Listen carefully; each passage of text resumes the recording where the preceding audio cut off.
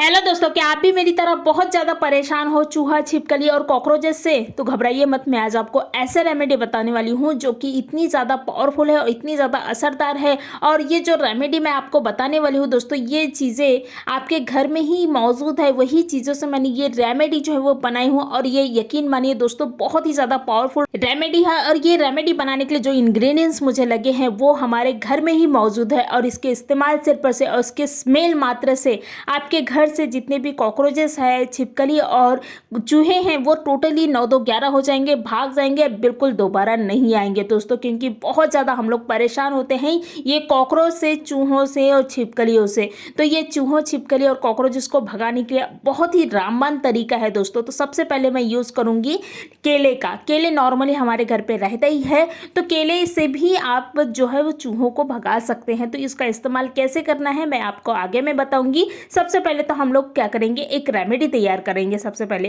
तो मैंने ये रेमेडी बनाने के लिए एक ढक्कन ली हूँ। आप चाहे तो कोई भी बर्तन ले सकते हैं, लेकिन जो बर्तन वही बर्तन लेना है जिसे आप खाने पीने की चीज़ों में इस्तेमाल नहीं करते, वो बर्तन लेना है। या फिर कोई भी ऐसे प्लास्टिक के डब्बे वगैरह ले सकते हैं। तो मैं ये ढक्कन ली हूँ, मेरे पास ये वेस्ट थी इसलिए मैंने ये वाला ली हूँ। आपके पास में जो भी वेस्ट सामान है वो आप ले सकते हैं। उसके बाद में इसमें ही डालना है हार्पिक।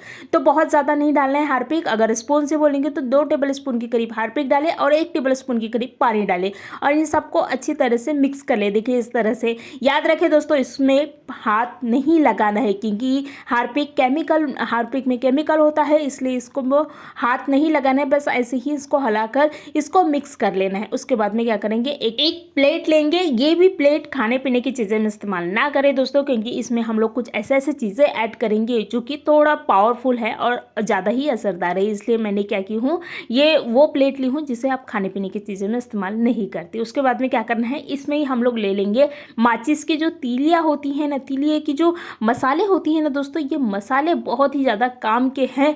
कभी आपने सुना होगा कि दिवाली वगैरह में फटाके फोड़ते तो वहाँ पर मतलब कि कोई भी कीड़े मकोड़े नहीं आते, क्योंकि इनकी जो स्मेल रहती है ना काफ़ी पावरफुल रहती है। इसके स्मेल मात्र से जितने भी कीड़े मकोड़े रहते हैं ना वो भाग जाते हैं। आप कभी ऑब्जर्व किए होंगे तो आपको शायद याद होगा, लेकिन ये चीज़ें होती है। तो इसलिए मैंने क्या की हूँ, ये माचिस के जो तीलियाँ है ना उसको ले ली हूँ। ये बहुत ही ज़्यादा पावरफुल है दोस्तों। ये गलती से अगर कीड़े मकोड़े या फिर जो भी छिपकली कॉकरोचेस के पेट में चले गए ना तो उनको बहुत ज़्यादा बेचैनी सी होगी, बहुत ज़्यादा गड़बड़ सी होगी और वो टोटली भाग जाएंगे। उसके बाद में मैं नेफ्लिन की जो गोली है इसका इस्तेमाल कैसे करना है और कहाँ करना है ये मैं आपको आगे में बताऊँगी।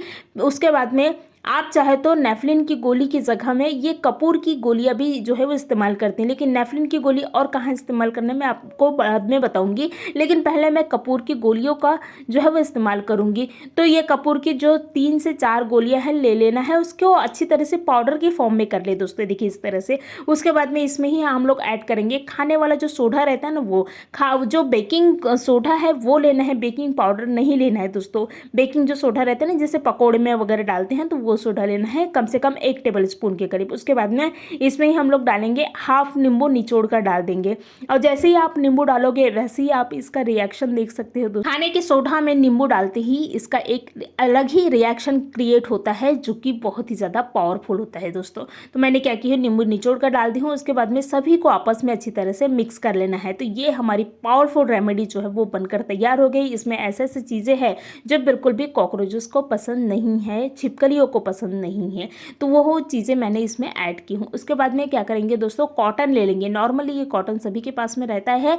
अगर आपके पास में नहीं है तो आप टिश्यू पेपर का इस्तेमाल भी जो है वो कर सकते हैं। तो मैंने क्या की हूँ, कॉटन ले ली हूँ। उसके बाद में क्या करेंगे, कॉटन के छोटे छोटे मतलब कि जो ये है हिस्सा है उसको हम लोग निकाल लेंगे, अलग अलग कर लेंगे ताकि हम 3 से 4 रेमेडी जो है वो बना सके। उसके बाद में क्या करना है, कॉटन में ही ये जो रेमेडी हम लोग बनाए हैं वो रेमेडी को भर देना है। देखिए इस तरह से। और इसको पैक कर लेना है जैसे हम लोग को स्टफिंग को पैक करते हैं, बिल्कुल उसी तरह से।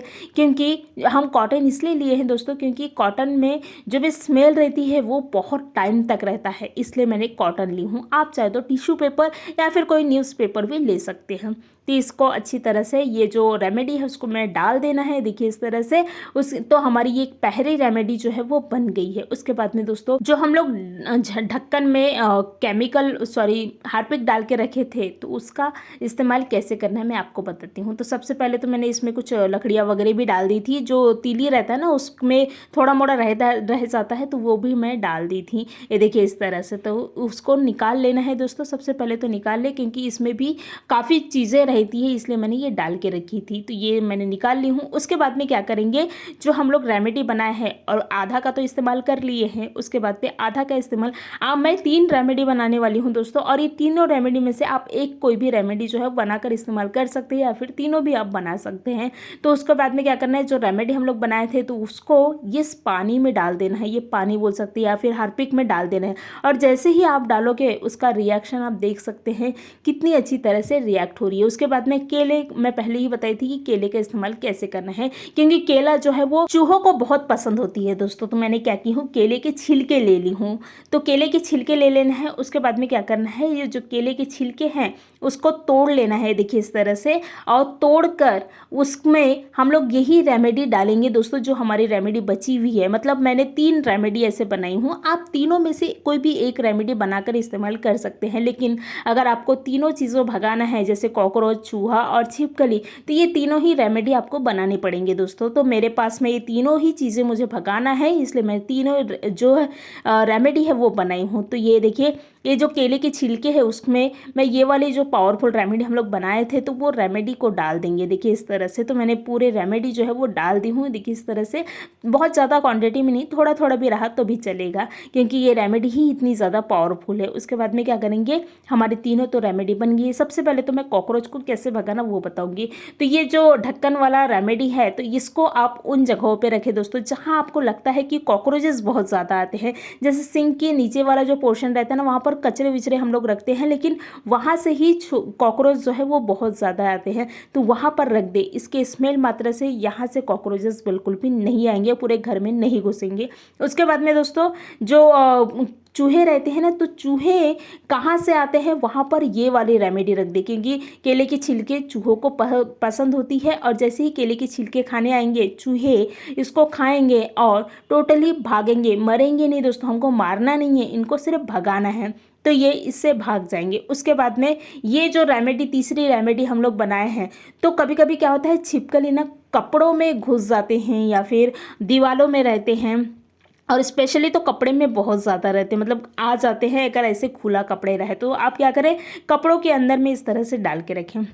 उसके बाद में दोस्तों मैं नेफ्लिन की गोली को कैसे इस्तेमाल करना, और पहले ज़माने में ये नेफ्लिन की गोली इस्तेमाल किया जाता था, लेकिन आजकल हम लोग नहीं करते क्योंकि इसकी स्मेल बहुत ज़्यादा आती है इसलिए। लेकिन ये बहुत ही अच्छा है, मतलब कि इसको इस्तेमाल करना, इससे जितने भी छिपकली, कॉकरोच और कीड़े मकोड़े बिल्कुल भी नहीं आती, क्योंकि इसकी जो गंध है, स्मेल है, बहुत ज़्यादा रहती है। इसलिए पहले ज़माने में ये इस्तेमाल किया करते थे, आजकल कोई नहीं करते, लेकिन करना चाहिए। उसके बाद में जो पूजा घर रहती है ना दोस्तों, वहाँ पर भी कुछ चूहे या फिर कॉकरोचेस आते हैं, तो वहाँ पर रख दे। इसके स्मेल से यहाँ बिल्कुल भी चूहे कॉकरोचेस नहीं आएंगे। तो ये छोटी सी रेमेडी है दोस्तों, और बहुत ही आसान है बनाना। तो ये रेमेडी को बनाए, अपने घर से चूहा, छिपकली और कॉकरोच को भगाए। धन्यवाद।